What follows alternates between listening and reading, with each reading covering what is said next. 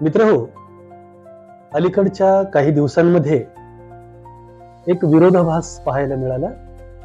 एक धर्मगुरू ज्यांनी महाराणी ताराराणी यांच्याबद्दल असं म्हटलं की त्या जैन धर्मीय आणि त्यामुळं एक नवीन वाद उफाळून आला. खरं तर कुठलंही वाक्य असेल किंवा कुठलीही माहिती असेल तर तिला कुठला तरी आधार असणं खूप आवश्यक आहे.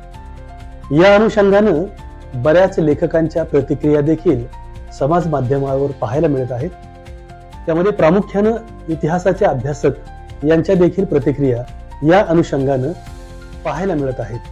मी आलेलो आहे आज इतिहासाचे गाढे अभ्यासक सुशील शेटे यांच्याकडं, ज्यांनी महाराणी ताराबाई यांच्यावर पुस्तक लिहिलेलं आहे आणि हे पुस्तक आहे. एक इतिहासाचे अभ्यासक म्हणून या वक्तव्यावर सुशील शेटे यांचं काय म्हणणं आहे ते आपण जाणून घेऊया.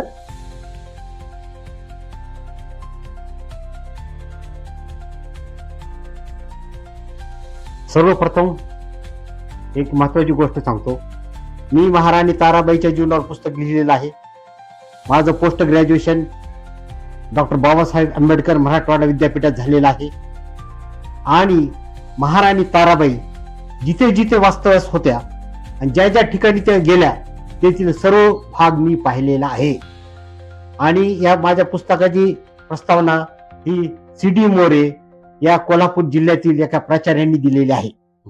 आता ताराराणी यांच्या वंशावळीबद्दल आपण काय सांगा. महाराणी ताराबाई या साताऱ्याजवळ असलेल्या तळबेड येथील रहिवासी. त्यांचं घराणं सुप्रसिद्ध असं मोहित्यांचं घराणं.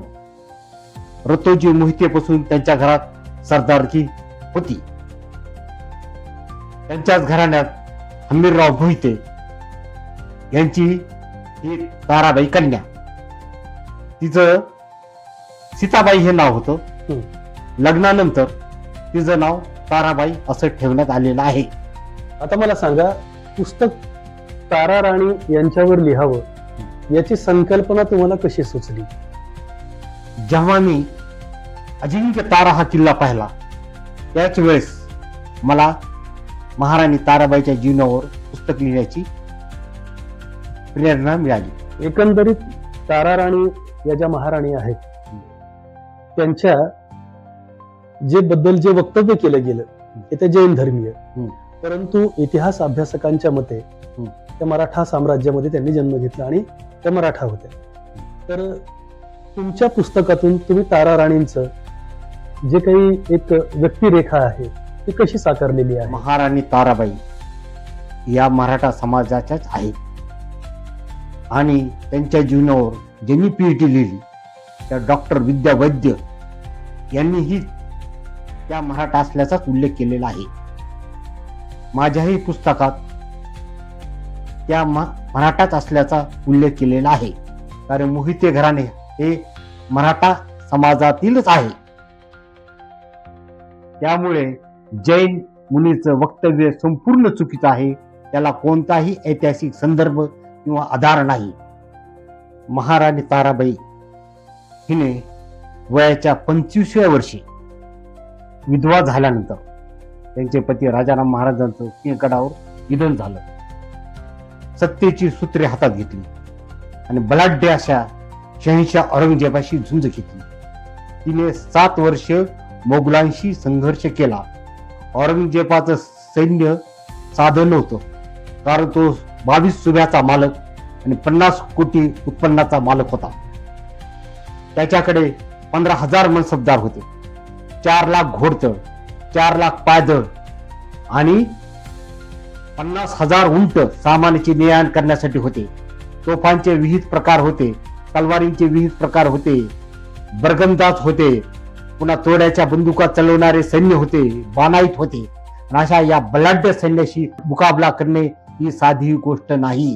तेही 7 वर्ष तिने औरंगजेबात जेरीस आणलं आणि शेवटी औरंगजेबाचा तह प्रस्ताव सुद्धा फेटाळून लावला. अशी ती वीरांगणा आणि जहांबाज मराठा स्त्री होती. महाराणी ताराबाई ही अतुलनीय शौर्य असलेली एक मर्दानी अशी स्त्री होती आणि तिनं औरंगजेब सारख्या सम्राटाला जेरीस आणलं. बरोबर आहे, ज्यानं कुतुबशाही आणि आदिलशाही संपवली अशा औरंगजेबाला महाराणी ताराबाईनं जेरीस आणलं. म्हणजे एका स्त्रीमध्ये किती शक्ती असते हे आपण ताराबाई पासून सुद्धा याबद्दलची शिकवणूक घेऊ शकतो. बरोबर आहे. हो. आता मला हे सांगा, महाराणी ताराबाई यांनी राजगादी कधी सांभाळली?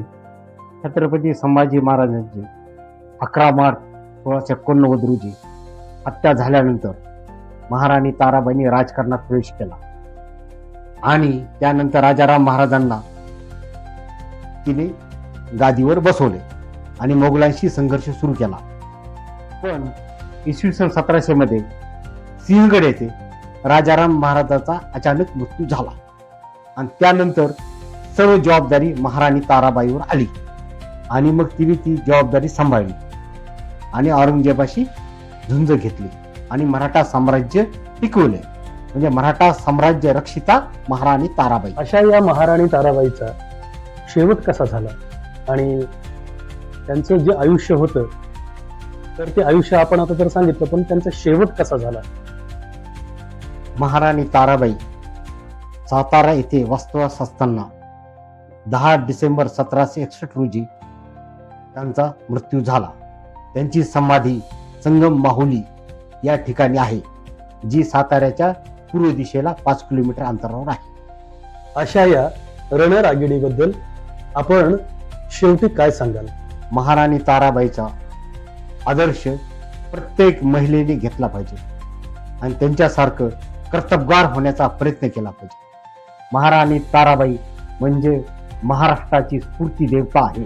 तर मित्रांनो, इतिहासाचे अभ्यासक यांच्या दृष्टिकोनातून महाराणी ताराबाई यांच्याविषयीची माहिती आपण ऐकली आणि निश्चितच हा जो काही वाद आहे त्याकडं जास्त आपण लक्ष न देता महाराणी ताराबाईनं आपलं कर्तृत्व गाजवून मराठा साम्राज्य कसं अबाधित ठेवलं मोगलांपासून आणि एक स्त्री म्हणून त्यांनी स्वतःला कसं सिद्ध केलं, त्यावेळी ज्यावेळी आजच्या सारखी संसाधनं उपलब्ध नव्हती.